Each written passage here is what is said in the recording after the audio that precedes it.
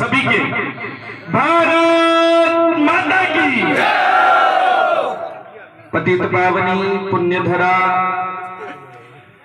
सरवड़ी इस पुण्यधरा पर इस दिव्य पावन मठ में आयोजित समरसता संकल्प की जो दिव्य अविरल धारा श्रीमठ कनाना से प्रारंभ हुई और आज सरवड़ी में पहुंची है, उसमें पहुंचते ही आप सभी के इतने उत्साह, इतनी उमंग, इतना वात्सल्य और इतना भाव विभोर करने वाला जो प्रेम है वो पाकर के मैं अभिभूत हूं, आनंदित हूं, प्रमुख हूं।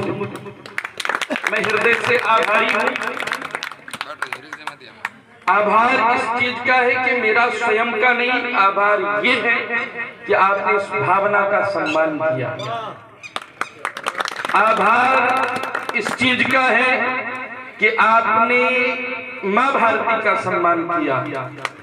आभार इस चीज का है, हो सकता है कि इस यात्रा में आपके कई प्रकार के फोन भी आए हों या कई ऐसा भी, लेकिन आपने कोई परवाह न करते हुए लेश मात्र भी एक भाव, बस राष्ट्र भक्ति का भाव हृदय में रखते हुए पूरा गांव आज मां भारती का अभिनंदन कर रहा है, इसलिए आपका आभारी हूं।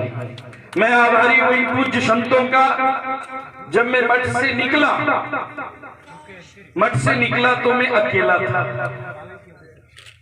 अकेला था और मेरे मन में भाव आया कि समरसता है, और समरसता मारवाड़ जैसी भूमि में, जबकि यहाँ दिव्य महापुरुषों ने आज से नहीं, ये कोई मैं नई चीज नहीं कर रहा हूं, पूज्य रामदेव जी महाराज जैसे महापुरुष, रावल मल्लीनाथ जी जैसे महापुरुष, इन महापुरुषों ने समरसता पर पहले से ही विशेष ध्यान दिया है। लेकिन जब मैं मठ से निकला तो मुझे लगा कि न जाने क्या इसका रिजल्ट आएगा, लेकिन जब वहां से निकले, यत प्रजनानमुत चेतो धृतिश्च ज्योतिरन्तरमृतं प्रजासु जशमान नरिते किंचन कर्म क्रियते तन्मे मनः शिव संकल्पमस्तु। तीन श्रेणी होती है किसी भी कार्य की, उच्चतम, मध्यम और निष्कृष्ट। निष्कृष्ट प्रवृत्ति का जो व्यक्ति होता है वो कोई शुभारंभ करने का प्रयास करता ही नहीं। मध्यम जो होता है वो शुभारंभ तो कर देता है, लेकिन विघ्न आने के भय से उस कार्य को छोड़ देता है। फिर होता है उत्तम।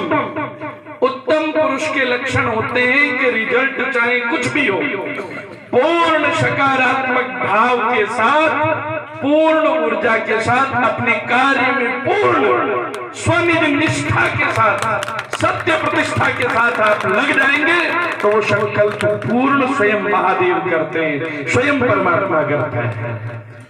और मैं आज देख रहा हूं कि पूज्य संत में जैसे ही मठ से निकला, जहां जहां सभी तीर्थों में ये यात्रा थी, पूज्य खेताराम जी महाराज ब्रह्मधाम में, उससे पहले बाबा रामदेव जी बिठूजा धाम, उसके बाद रावल मल्लीनाथ जी के दर्शन किए। ऐसे करते करते जैसे जैसे मैं तीर्थों में गया, ऐसे ऐसे हर तीर्थ में मुझे एक एक संत दे दिया। हर तीर्थ ने एक एक संत दे दिया। धारू महाराज के यहाँ पर रात्रि विश्राम किया, वहां मेघवंशी बंधु पधारे। मैंने कहा मैं चाहता हूं कि समाज में समरसता आए। तो बोले महाराज हमारे लिए क्या आदेश है? मैंने कहा आपके लिए छोटी सी विनंती है कि आप अपने इन संत भगवान को मेरे साथ भेज दीजिए। उन्होंने कहा बाप जी लेके जाओ, जब तक आपकी समरसता ये रैली चले तब तक आप अपने साथ रखो समरसता संकल्प यात्रा में। मतलब उससे आगे निकला तो बालोत्रा में गुरु भाई जी हमारे कनाना ही पधार गए। थोड़े से संकेत मिलते ही मैंने तो मात्र एक दिन के लिए महाराज श्री से प्रार्थना की, महाराज जी शुभारंभ करके भले ही आप पधार जाना। बोले नहीं, शुभारंभ नहीं, पूर्णाहुति भी मैं ही करूंगा, पूर्णाहुति भी मैं ही करूंगा।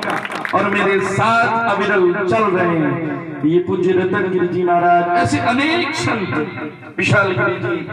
और उसके पश्चात जैसे ही आगे बढ़ा और आगे बढ़ते बढ़ते जैसे ही प्रवेश किया जशोल में, फिर आगे आए बालोतरा में, सर्व समाजों में, सर्व समाज, कोई एक भी समाज ऐसा नहीं जो इस यात्रा में सम्मिलित नहीं हुआ।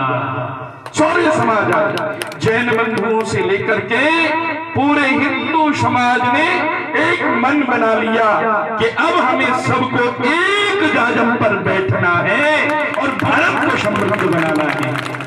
और मैं वो अविरल धारा आप सभी के हृदय में बहते हुए देख रहा हूं, सबके हृदय में वो धारा आज बह रही है। सब जान चुके हैं, सबको पता चल चुका है कि जाति पाति के भेद के कारण आज हम अल्प होते जा रहे हैं। आज हमारा अपना भाई हमसे बिछुड़ करके मुस्लिम बनने को तैयार है, हमारा अपना भाई क्रिश्चियन बनने को तैयार है, और वो बिछड़ते बिछड़ते बिछड़ते कितने क्षेत्र ऐसे हैं जहां हिंदू आज अल्पसंख्यक हो चुका है, अल्पसंख्यक। इसलिए इस यात्रा का शुभारंभ किया कि ब्राह्मण, क्षत्रिय, वैश्य और शूद्र, ये चारों वर्ण में मानता हूं कि हमने और आपने नहीं बनाए, आदिकाल से चले आ रहे हैं। लेकिन जब से चले आ रहे हैं उस समय इतनी आपस में राग और द्वेष नहीं था, ये स्थितियां नहीं थी कि वो हिंदू धर्म को ही छोड़ करके चले जाए। शूद्र भी थे तो वो पूजन अर्चन मंडल भी करते थे, सेवा करते थे, समर्पण रखते थे। क्षत्रिय थे तो अपने इस घर के और अपने इस परिवार के और अपने इस समाज के संरक्षण के लिए अपने प्राणों को आहूत कर देते थे। ब्राह्मण था तो ब्रह्मा का काम रहता था कि सब पुष्ट कैसे रहे, सब संस्कारवान कैसे हो, सबके अंदर वेदाध्ययन कैसे हो, सबकी उन्नति और प्रगति कैसे हो। दिन रात चिंतन ब्राह्मण का ये रहता था। वैश्य थे तो उदर उपार्जन का चिंतन करते थे कि इस घर को कैसे चलाना है, इस व्यवस्था को कैसे चलाना है। चारों के चारों वर्णों की एक व्यवस्था बनी हुई थी। इस शरीर के अंदर चारों वर्ण समाये हुए हैं, चारों के चारों वर्ण। ब्राह्मण भी इसी शरीर में है, क्षत्रिय भी इसी शरीर में है, वैश्य भी इसी शरीर में है, शूद्र भी इसी शरीर में है। और ये मैं नहीं कह रहा, हमारे वेद कह रहे हैं, ब्राह्मणोस्य मुखमासीद बाहुराजन्यः कृतः उरु तदस्य जदवैश्यः पदभ्यागं शूद्रौ अजायत। इस कपाल को ब्राह्मण बताया गया, इन भुजाओं को क्षत्रिय बताया गया, इस उदर को वैश्य बताया गया और इस चरण को शूद्र बताया गया। लेकिन मुझे ये बताओ, जब भी कहीं प्रणाम निवेदित करने जाते हो, अपने गुरुजनों के पास जाते हो ना प्रणाम करने, जाते हो कि नहीं? माता पिता को प्रणाम करते हो कि नहीं करते हो? करते हो कि नहीं? गुरुजनों को प्रणाम करते हो? अभी मैं आया तो आपने मुझे भी इस वेश के कारण प्रणाम किया, मेरे माथे पे हाथ रख के प्रणाम किया, चरणों में किया। माता पिता को प्रणाम कहाँ हाथ स्पर्श कहाँ करते हैं? तो वो छोटा कैसे हुआ?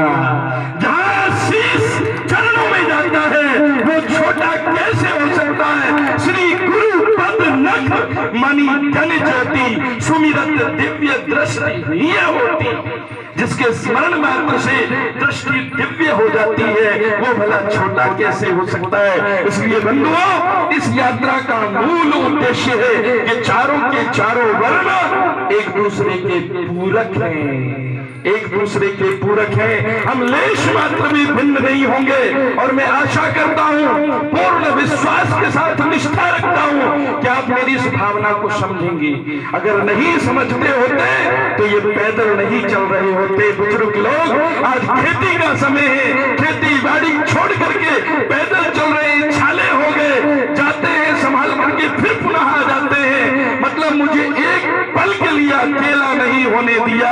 आज लग रहा है परिवर्तन आएगा, अब लग रहा है परिवर्तन आएगा, अब परिवर्तन आएगा।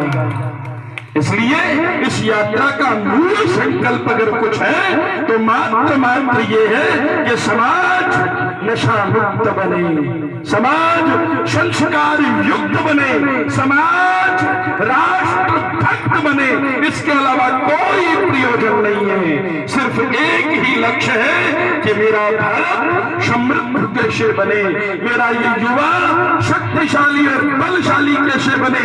और ये युवा बलशाली और शक्तिशाली तब ही बन सकता है जब ये नशे से दूर रहेगा, जब ये बीड़ी से, सिगरेट से, गुटखे से, तंबाकू से, शराब से, अन्य मादक पदार्थों से दूर रहेगा, तभी ये बलवान बन सकता है। जब युवा बलवान होगा तो देश बलवान होगा, देश का भविष्य बलवती होगा और ये देश फिर समृद्धशाली होगा। जैसे ही मैं निकला, जगह जगह विद्यालयों के बच्चे आ रहे हैं। प्रथम दिन बहुत ज्यादा थकावट हो गई थी, पहला दिन था, इतना बड़ा छाला मेरे पैर में हो गया, कभी इतना चला नहीं था। और जैसे ही माजीवाड़ा में आदर्श विद्या मंदिर में रात्रि निवास किया, प्रातःकाल उठे और जैसे ही वहां विद्यालय के बच्चों के साथ स्तुति की, माँ भारती की, माँ सरस्वती की, और उन बच्चों ने स्वयं माँ भारती की जब आरती की तो छालों का दर्द पूर्ण रूप से समाप्त हो गया, पूर्ण रूप से समाप्त हो गया। कोई छालों का दर्द नहीं। जो मन में, हृदय में धारणा थी कि मेरे आने वाले बालक संस्कारवान बने, कीर्तिवान बने, पुण्यवान बने, बलशाली बने, मातृ पितृ भक्त बने, राष्ट्र भक्त बने, राष्ट्रपुत्र बने और सहोदरा, हम सबके सब माँ भारती के सहोदर पुत्र हैं, फिर भेद कैसा। इसलिए बंधुओं, अधिक समय न लेते हुए, क्योंकि अभी जाकर के रात्रि विश्राम कल्याणपुर में है, और आग्रह करता हूं एक संत होने के नाते, जब इतने बड़े शुद्ध शाश्वत भाव से जुड़े हो तो कल पूज्य नंदलाल बाबा जी का बौद्धिक नागाना में है। मैं चाहूंगा कि आप सब के सब कम से कम 10-10 लोगों को और लेकर के आए और समरसता का भाव आम जनमानस में पहुंचे। हम जो चाहते हैं वो भाव एक शुद्ध